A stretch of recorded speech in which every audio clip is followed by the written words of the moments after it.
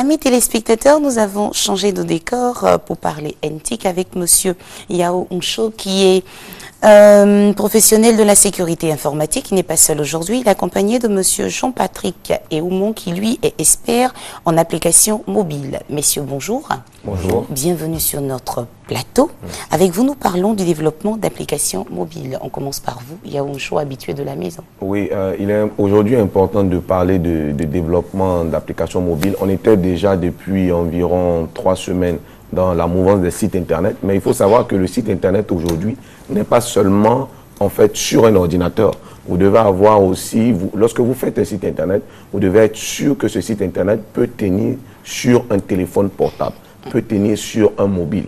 Parce qu'aujourd'hui, beaucoup de gens n'ont pas accès à internet, on va dire, beaucoup de gens n'ont pas accès à un ordinateur, mais aujourd'hui, tout le monde, on va dire tout le monde en Afrique, et je crois que Jean-Patrick Eoumon pourra donner plus de statistiques, ont accès à un téléphone mobile.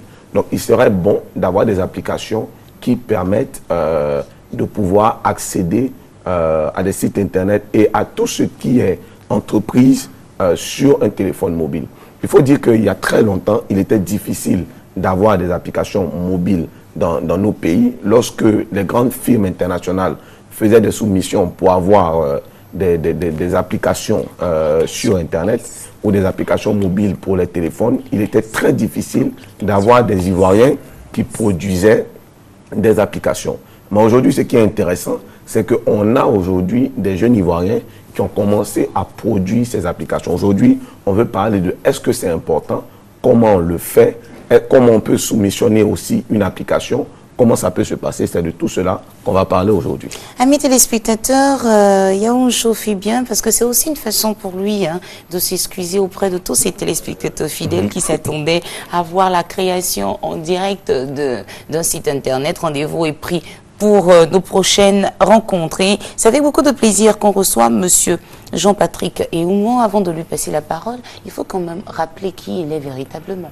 Il faut savoir que Jean-Patrick Eoumon est président d'une ONG qui a milité durant 4 ans, d'abord pour le développement du web en Côte d'Ivoire. Il faut savoir qu'en Côte d'Ivoire, on ne savait pas ce que c'était qu'un blog. Il n'y avait pas des blogueurs. Aujourd'hui, il y a des blogueurs.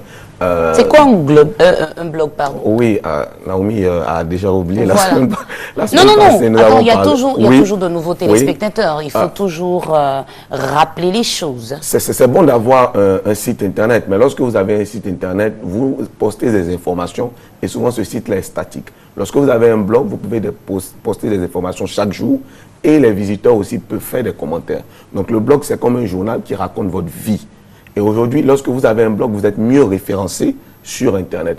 Donc, il fait partie des personnes qui ont permis aux Ivoiriens, aux entreprises ivoiriennes de connaître les blogs. Et en fait, le blog vous permet aussi de pouvoir échanger avec vos clients, vos partenaires, et connaître aussi leur point de vue, leurs impressions sur ce que vous leur proposez. C'est cela. En même temps, il y a un nouveau métier qu'ils nous ont fait connaître en Côte d'Ivoire, c'est le métier de community manager, c'est-à-dire des gens qui gèrent votre communauté. C'est-à-dire aujourd'hui, beaucoup de gens disent qu'il n'y a pas d'emploi, mais vous pouvez prendre une entreprise et lui ouvrir un compte sur Facebook, sur Google, etc. et gérer leur communauté, gérer leur image sur Internet. C'est ça. Et aujourd'hui, ils sont dans le développement d'applications mobiles. Il faut savoir que le développement d'applications mobiles, c'est intéressant parce que des gens et des jeunes Africains deviennent milliardaires, je dis milliardaires, en quelques jours, juste à cause des applications mobiles qu'ils font. Et vous, vous êtes devenu milliardaire maintenant? Non, malheureusement, moi, c'est en train d'arriver. Je ne suis pas dans le développement mobile. Je ne suis pas dans le développement mobile. C'est lui, on va dire, qui me bouscule chaque fois pour me dire c'est réellement important. Mais je crois qu'il gagne beaucoup dans le développement mobile. Bonne présentation de Monsieur Jean-Patrick Eoumon. Les présentations ainsi faites, j'ai envie de dire enchanté, merci d'être sur notre plateau. Alors parlez-nous à présent d'application mobile. C'est quoi une application mobile? Une application mobile, c'est tout simple, c'est une entité logicielle, comme on le dit, qui fonctionne sur un mobile. Donc le mobile, j'en ai envoyé quelques-uns. Avec la permission de Rokia Sissoko, je vais me tenir debout. Vous avez apporté... Alors, on a plusieurs formes. On a plusieurs formes de téléphone. Ça, c'est aussi... c'est une tablette ou... C'est un lecteur, c'est comme un livre. Ah, Ben écoutez, ne soyez pas étonnés, amis téléspectateurs, on ne peut pas tout savoir. Hein. Un livre, ça peut contenir des milliers, 10 000 livres. Alors pour ceux qui aiment la lecture, et je pense que c'est un beau cadeau qu'on peut offrir aux enfants. Les enfants qui aiment, qui n'aiment pas lire pourraient s'intéresser à cette forme, à cette présentation de livres. D'accord? Donc on a ça qui est mobile. Et ce que vous avez en main? C'est une tablette dernière génération. Mais attends, je ferme d'abord. Voilà. Mais l'innovation qu'on a ici, c'est ça. Ça s'appelle One Touch Idol. C'est tout fin. C'est tout fin. C'est le smartphone le plus fin du monde et c'est une exclusivité mondiale parce qu'il est sorti il n'y a même pas une semaine. Il n'est pas encore sorti en Europe et nous avons la possibilité de l'avoir ici en Côte d'Ivoire. Comment vous avez fait? C'est vrai. On a dit que oui, avec les applications mobiles, on devient milliardaire. Donc le truc, il n'est pas sorti encore en Europe que le monsieur, lui, il a déjà. Lorsqu'il a juste annoncé qu'il allait parler d'applications mobiles, il y a l'une des plus grandes firmes au monde qui a emmené cela hier. Bon, Naomi aussi parle d'applications mobiles, donc apportez aussi l'échantillon. Donc, il a emmené 51 spécimens. 51 spécimens. Ah donc je peux le garder celui-là. Peut-être pas celui-là parce que... Non mais attendez. Non, c'était juste la parenthèse pour rire. Alors, donc on a tout ça aujourd'hui comme mobile et on a besoin des applications dessus. Pourquoi? Parce que les applications sont le reflet de la manière dont nous vivons. Et aujourd'hui, par exemple, en Afrique, nous avons des comportements qui sont forcément différents de ceux des Européens. Donc il est vrai qu'il existe des milliers, des millions et même des milliards d'applications qui ont été faites en Europe ou en Amérique et même en Asie. Mais en Afrique, nous sommes encore un peu en retard. On a encore du mal à avoir des applications, par exemple, qui font des choses qu'on a l'habitude de voir ici. Hier, j'ai été très content de voir, par exemple, de jeunes Ivoiriens qui ont réussi à faire une application qui permet de jouer au balafon. Je peux peut-être vous faire une petite démo. Allons-y, avec beaucoup de plaisir. Et pendant qu'il allume sa tablette, amis téléspectateurs, rappelons que vous pouvez voir l'intégralité de cette émission, tapant les www.rti.ci. Vous pouvez aussi échanger avec l'équipe de cette matinale en nous écrivant à matinbonheur1@rti.ci. On y va pour la démo. Alors, donc c'est tout simple. Hein. Donc c'est sur notre tablette. Oui, c'est sur notre tablette, c'est un petit balafon. Et oui, on a quelques sons. Quelques sons, oui, voilà. Oui.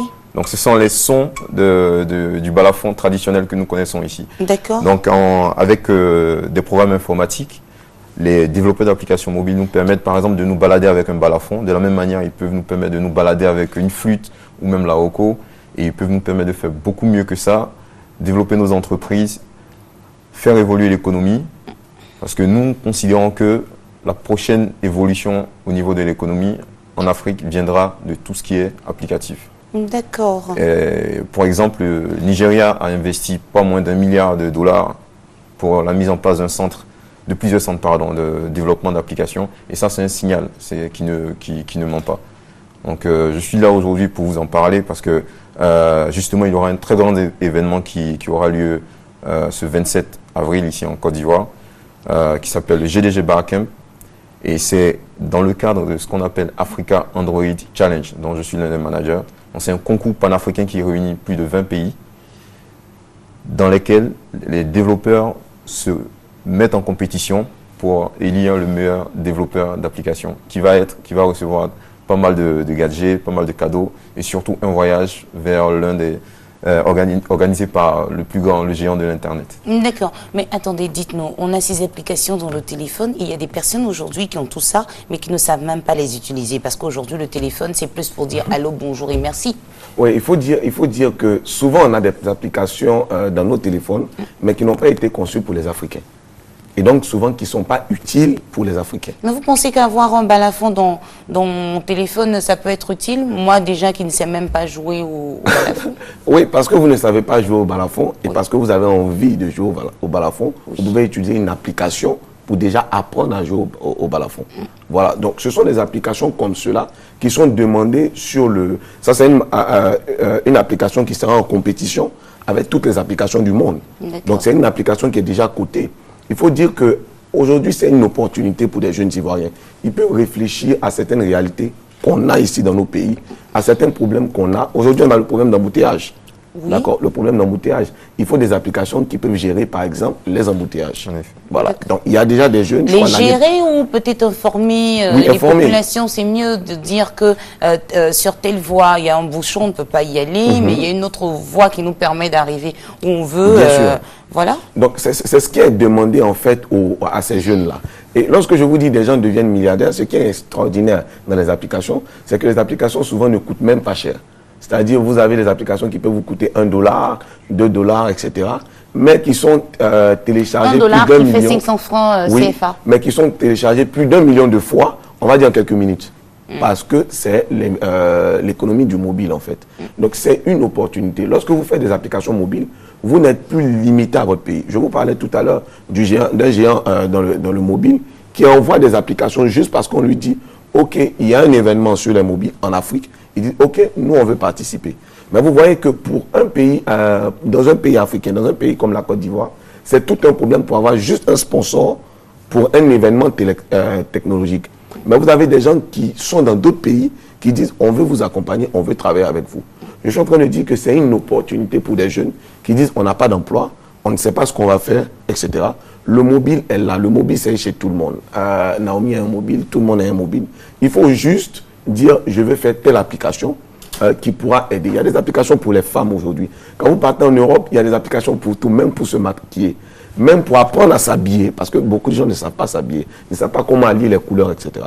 Il y a des applications pour cela. Vous allez faire une application qui sera téléchargée des milliers de fois et qui sera utile et ça peut changer rapidement votre vie. Il faut participer à ce genre de compétition. Il a dit il y a une compétition, mais il y a plein de compétitions qui sont organisées. Il faut participer à ce genre de compétition. Ce qui est bien, c'est que vous avez plein de gens derrière qui peuvent vous accompagner et qui peut vous permettre de vendre vos applications. Alors, monsieur Jean-Patrick et Oumar, de quoi a-t-on besoin aujourd'hui pour concevoir une application? Pour les jeunes qui nous suivent en ce moment et qui ont envie de participer à ce concours. J'ai pour habitude de dire que pour mettre en place une application, on a besoin de presque rien. Parce qu'aujourd'hui, la plupart d'entre nous, en tout cas qui vivons dans les villes, avons accès à l'ordinateur soit par le cybercafé, ou soit par l'école, ou même l'ordinateur personnel chez soi à la maison. Pour réaliser une application, on a juste besoin d'un ordinateur et de savoir écrire des programmes informatiques. Un pays comme la Côte d'Ivoire et la plupart des pays africains ont des formations qui permettent aux gens d'apprendre à développer des sites internet et donc à faire des applications. Et il est très important que les personnes qui suivent ces formations-là aillent à un niveau supérieur, qui prennent l'initiative de créer des choses, de se challenger soi-même déjà et de se mettre en compétition avec les autres développeurs du monde, parce que c'est très important. Vous savez, aujourd'hui, si nous sommes à la RTI avec tous ces appareils électroniques qui sont en train de nous filmer, c'est parce qu'il y a des gens qui se sont challengés, qui sont allés au-delà de leur connaissance, au-delà de ce qu'on leur a appris pour innover et puis pour créer des choses. Nous avons besoin de création ici en Afrique. Et c'est comme le disait Uncho, ce sont ces innovations-là qui permettront de créer des emplois, de créer, de sortir du chômage et de la pauvreté. Je donne un exemple simple. Pendant plus de 3 ans, il y en a un qui travaille avec nous, un jeune qui travaille avec nous pendant qu'il était étudiant. Aujourd'hui, je suis fier de dire que cet étudiant a créé sa propre boîte. Il a mis en place des puces qui permettent de traquer, comme on le dit, de faire du tracking. Que ce soit tracking humain ou tracking automobile. Définition de tracking? Tracking, ça veut dire suivi, en fait. du suivi. Donc, il suffit d'installer la puce dans la voiture. Vous pouvez suivre le déplacement de votre voiture à partir de votre téléphone. Ou même si vous n'avez pas un smartphone, vous pouvez le faire à partir du SMS. Et ça, c'est très important parce que ça permet d'éviter, par exemple, les vols. Et qui dit vol, dit perte d'argent. Donc, ce sont tous ces petits mécanismes-là qui permettent de faire évoluer notre économie. Aujourd'hui, pour développer une application mobile, si vous ne savez pas où aller, vous pouvez tout simplement déjà nous contacter et puis nous vous donnerons des indications. Nous donnons des séances de formation gratuites pour au moins... C'est sûr que c'est vraiment gratuit. Oui. Il n'y a pas après des fiches d'inscription, des trucs à 2000, 5000 à payer. Ce qui est terrible avec eux, c'est que c'est réellement gratuit. D'accord. Et c'est vrai qu'on a des formations payantes, mais pour ce dont on a besoin pour commencer, c'est gratuit. Et ça fait plus de 4 ans qu'on fait ça. Mais quel est le minimum de formation? Quel est le diplôme qu'il faut au moins avoir avant de vous contacter? Vous savez, le meilleur diplôme que l'on peut avoir pour commencer, pour changer sa vie, pour changer la vie des autres, c'est la curiosité et l'envie de quitter le statu quo, de quitter l'emplacement là où on est. C'est tellement bien dit ça. Ouais. Donc c'est très important de...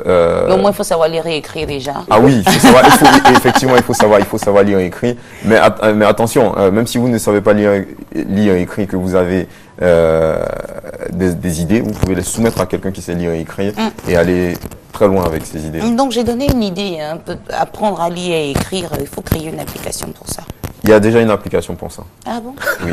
Je suis en retard. Non, il y a déjà, sérieusement, ils ont des applications pour tout. Et lorsqu'on dit c'est gratuit parce que ce n'est pas difficile à faire. Première chose, ce n'est pas difficile à faire.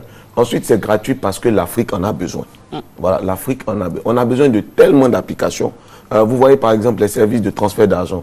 Souvent, ce sont des logiciels, des applications propriétaires qu'on paye. Mais si aujourd'hui des jeunes peuvent juste créer des applications qui permettent de faire du transfert d'argent, permettent de payer des factures, etc. Et de sorte à ne plus utiliser des applications propriétaires, vous allez voir que ces jeunes vont se faire de l'argent. Donc, leur apprendre cela, on va dire c'est leur volonté. C'est leur volonté. Ils veulent apprendre cela. Ils veulent que les jeunes développent et ils veulent qu'on puisse connaître la Côte d'Ivoire. J'ai dit quand je commençais qu'on ne parlait même pas de la Côte d'Ivoire lorsqu'on parlait avant d'application. C'est-à-dire les compétitions d'application. Aujourd'hui, on est à quel niveau? Premier. C'est ce qui est. C'est bon.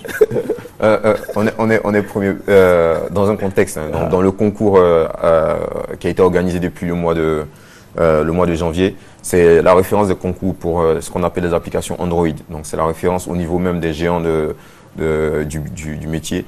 C'est ce pourquoi ils nous ont envoyé autant de tablettes. Et c'est pour cela que Naomi aura forcément une tablette pour elle et une tablette pour Rokia Sissoko. Attendez, c'est quand même... C'est la moindre des choses. On vous reçoit depuis combien de temps sur ce plateau? C'est la moindre des choses. Je me vois déjà avec la tablette en main. Ça viendra. J'espère mais le monsieur, il continue, ça viendra, c'est pas bien grave.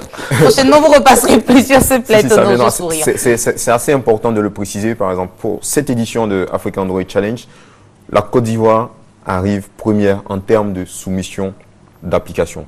C'est une petite victoire, mais c'est une grande victoire parce qu'on ne parlait pas d'application mobile voilà, ici avant, donc on m'a dit grande victoire. On avait plutôt une mauvaise image à l'extérieur avec tout ce qui est cybercriminalité. Et les choses commencent à changer. Oui, ça a changé, surtout dans la plupart des domaines des technologies. Oui. Par exemple, aujourd'hui, vous pouvez faire de la publicité sur Facebook en étant en Côte d'Ivoire. Et ça a été une bataille que nous avons menée pendant très longtemps. On ne sait pas d'où est-ce que la décision est venue, mais au moins, ça veut dire que la Côte d'Ivoire est écoutée aujourd'hui.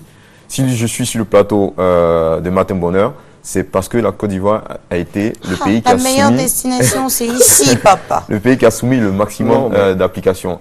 Et on espère que le champion africain viendra de la Côte d'Ivoire. Sinon, dans tous les cas, ce sera une victoire africaine. Merci beaucoup. Pour terminer, Yao voudrait dire quelque chose? Oui, je vais terminer sur le mot victoire. C'est une victoire. Non, mais lorsqu'on dit qu'on amène près de 53 tablettes, hein, ce sont des gens qui n'ont jamais vu. Ce sont des géants qui n'ont jamais vu, des entreprises qui n'ont jamais vu. C'est grâce à la RTI. Oui, non, c'est vraiment grâce à la RTI. Voilà. Et lorsqu'on emmène 53 tablettes comme ça à un Ivoirien, ah non, avant, ce n'était pas possible. Hein, avant, ce n'était pas possible. Merci à la RTI, merci à tous ceux qui croient à ce qu'on fait. Merci aux entreprises, Google, Alcatel, etc. Toutes les entreprises qui travaillent, qui veulent avancer dans ces projets et qui permettent aux jeunes de développer et de vendre les applications. Merci à vous. On était sur ce plateau avec monsieur Yao Mcho, professionnel de la sécurité informatique. Il était accompagné de monsieur Jean-Patrick Ouma, expert en application mobile. Merci, messieurs. On espère que vous viendrez nous donner le résultat de ce concours dans quelques semaines, pourquoi pas. On vous souhaite une agréable journée. Et puis, il y a un show à la semaine prochaine. Oui, pour le rendez-vous. On était fâchés ce matin parce qu'on attendait notre démonstration de création de site, mais je pense que c'était aussi important de marquer une pause pour parler. Voilà, c'était important de marquer une pause pour parler donc de développement d'applications mobiles. Amis téléspectateurs, je vous invite à présent à suivre cet élément qui nous parle de la déforestation en Afrique. À tout de suite.